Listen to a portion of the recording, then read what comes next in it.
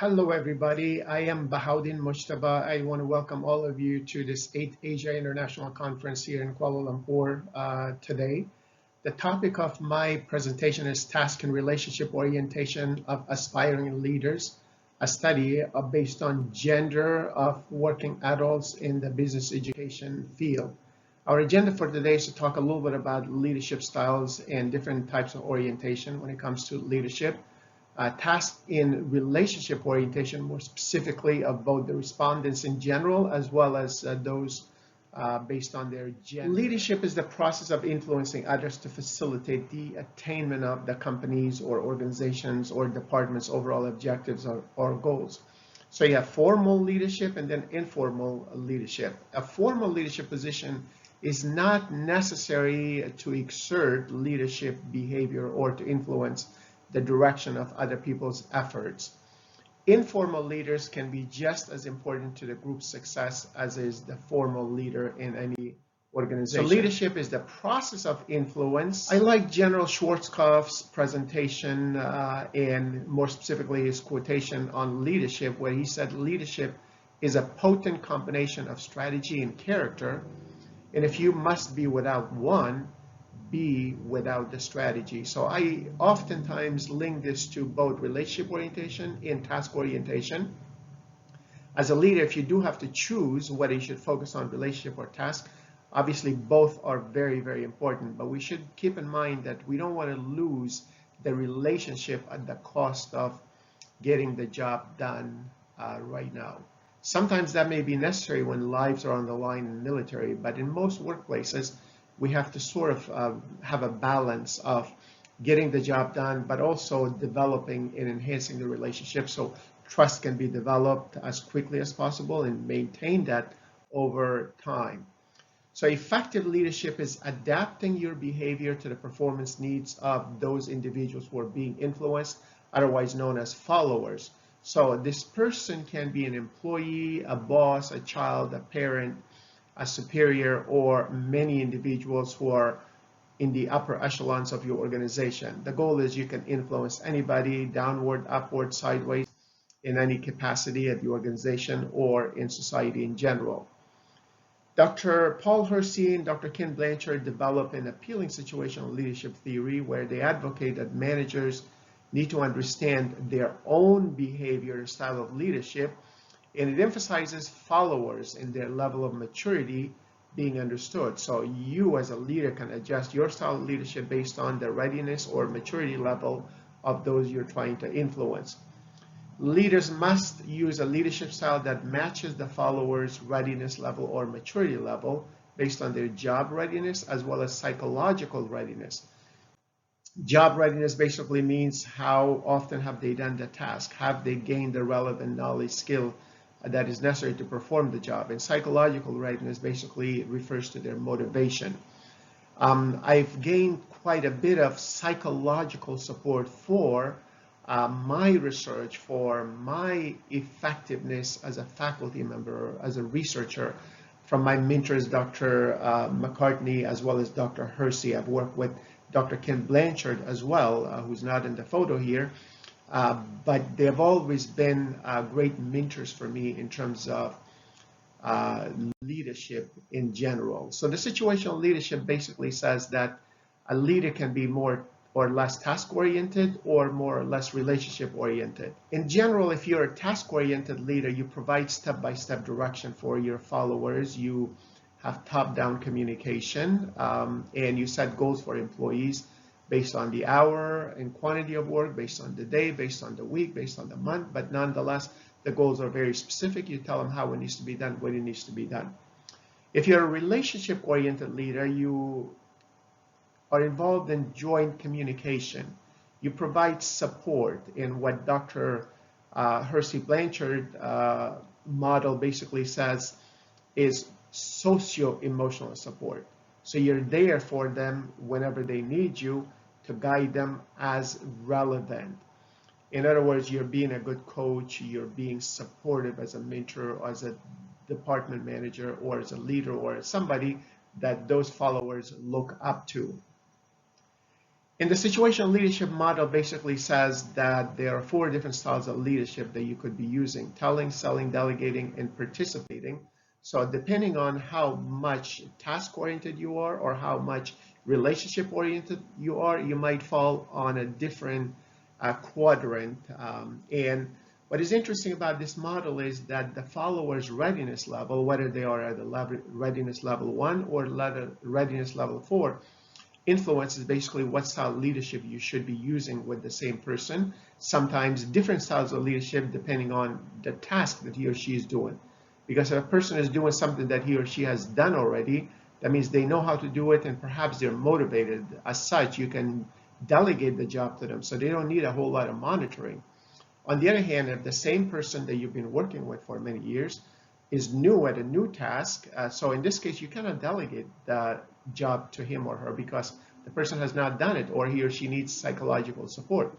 So therefore, you could use the telling style or selling style of leadership with him or her. So the degree to which you engage in more task or relationship-oriented behavior should depend on the variables present in any given situation. We know that we need to adjust our styles of leadership because the environment is changing. So we have a changing paradigm. In the past, we used to see command-based organizations encouraging the getting by in compliance of employees.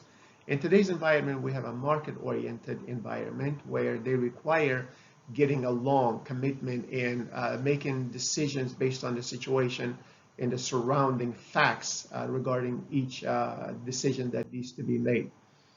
So the research question for this study is, what is the relationship orientation of the respondents who are mostly studying business programs in the undergraduate, master's, doctoral programs, and also are attending executive education programs related to leadership?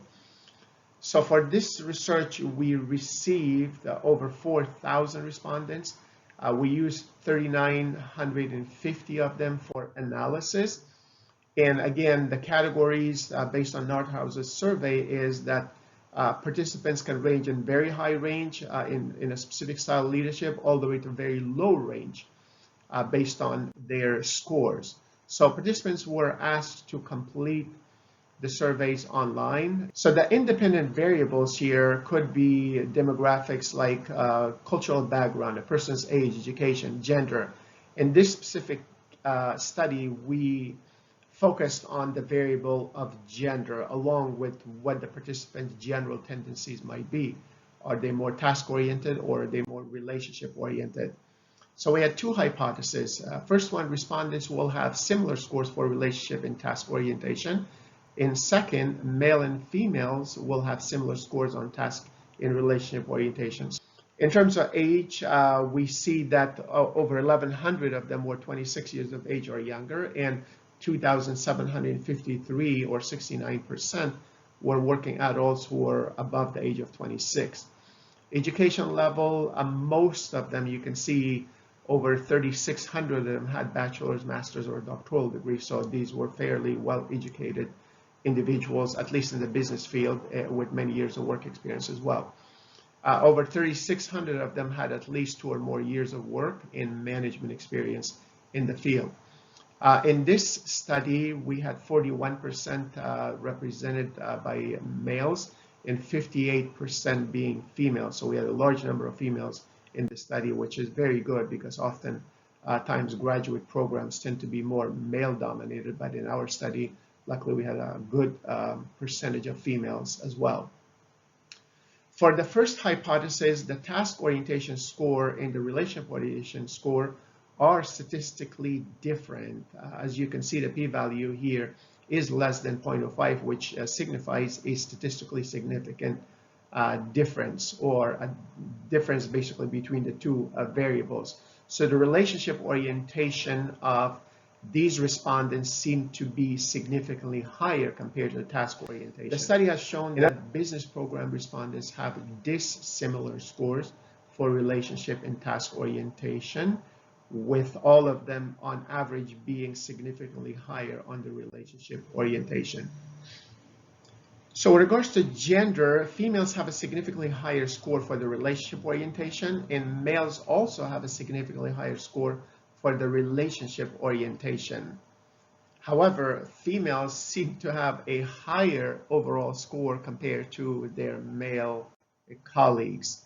So the overall range for these respondents seem to be high range and moderately high range for both task orientation and relationship orientation. So in summary, we can say that management practices through high relationship orientation can help aspiring and existing leaders to manage complex projects in large teams by maintaining harmony through effective interactions and face-saving strategies, which are essential for harmony in today's global workplace. So in this study, we did have a homogeneous group of respondents that were mostly coming from business education programs. It's a convenient sample of either students or those who are enrolled in executive education programs for personally developing themselves or getting certificates in leadership programs. The online version was English only survey, and the instrument is an American or Western based survey. So those are limitations that could be studied in future.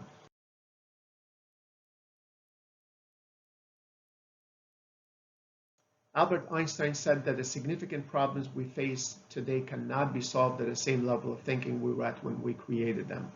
So if a person is having high turnover in his or her department, losing a lot of employees or teammates or even customers, it is possible that it could be related to his or her mismatch in leadership style.